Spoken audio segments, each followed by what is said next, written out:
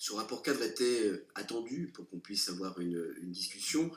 Notre région d'ailleurs mérite d'avoir une vision claire de son action internationale. Je reconnais d'ailleurs que des éléments constructifs ont permis de pouvoir reconduire des orientations déjà engagées, notamment la valorisation des savoir-faire franciliens sur ces domaines de compétences dans les zones à fort potentiel de développement.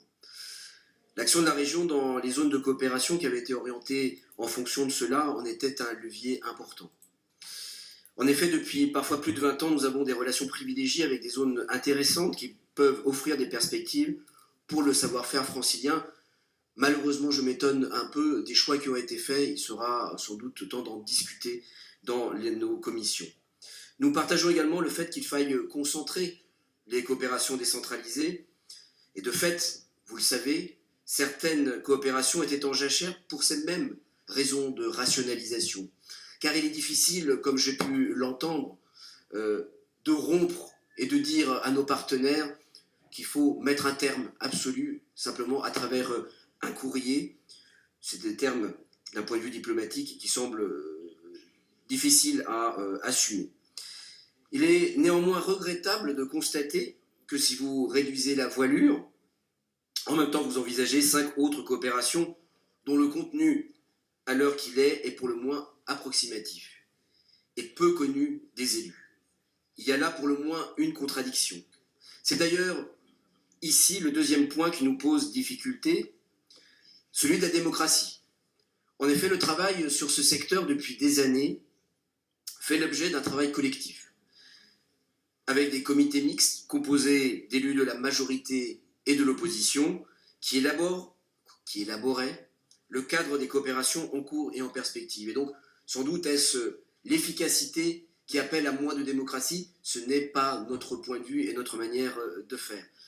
Force est de constater que cette transparence, utile et bénéfique à tous, n'est pas une marque de fabrique de votre majorité. C'est regrettable et ne permet que de prendre acte d'un recul démocratique, et ce n'est malheureusement pas la première fois. Enfin, le volet qui intéresse particulièrement les franciliennes et les franciliens est la manière dont vous traitez les associations qui œuvrent dans ce secteur, qui se sont vues réduire de manière drastique, parfois de plus de 70%, les montants totaux de subventions sur certains dispositifs. Les centaines de structures, souvent composées de ressortissants de première, deuxième ou troisième génération, qui sont des acteurs utiles dans les renforcements des liens entre les populations, sont simplement méprisés sans autre forme de procès. On perçoit donc, y compris dans les termes, que votre point de vue est celui d'un gestionnaire sans doute nécessaire, mais que si un chou est un chou, parfois il s'agit de semer pour pouvoir récolter autre chose que simplement un retour sur investissement. Et la région se doit d'être un peu plus qu'une simple chambre de commerce et d'industrie régionale.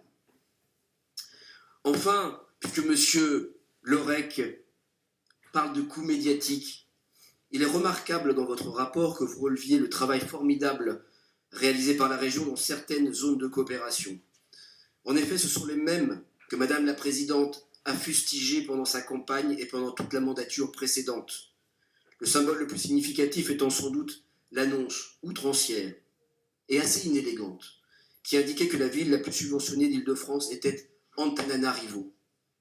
Je n'aurai pas la cruauté de relire le passage de la délibération de votre vice-président qui salue l'action menée et dit vouloir la poursuivre en raison de sa qualité. Chacun appréciera la qualité de vos arguments, Madame la Présidente, et la manière dont vous menez vos batailles. Et pour terminer, nous appuyons la volonté d'un jaune budgétaire, puisque nous l'avions fait lors de la précédente mandature qui est demandée par le Césaire. Et s'il est clair, si une chose est claire à travers ce rapport, c'est qu'on est bien à travers deux visions de la coopération internationale, une qui se réduit à money and charity, et l'autre qui est de vivre et d'accompagner la solidarité, la fraternité et l'avenir. Merci.